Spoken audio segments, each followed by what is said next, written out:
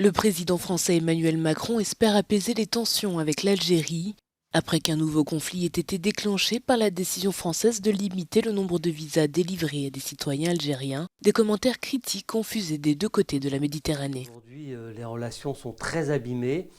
On a déjà vécu des situations analogues dans l'histoire, tourmentées des deux pays qui ne parviennent pas à se parler sereinement. Et c'est toujours passionné et passionnel.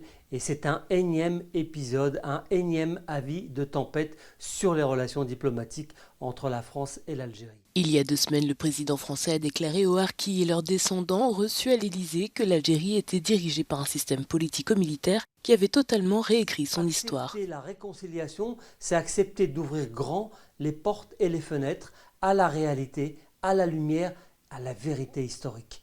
Et ça, c'est évidemment, on le comprend, impossible et impensable à ce stade. Pour autant, la majorité de la population algérienne qui n'a pas vécu la guerre, la tragédie de la guerre d'Algérie, elle est dans une autre perspective et elle cherche à construire une autre relation avec la France. Ce week-end, l'Algérie a notamment rappelé son ambassadeur à Paris et interdit aux avions militaires français l'accès à son espace aérien.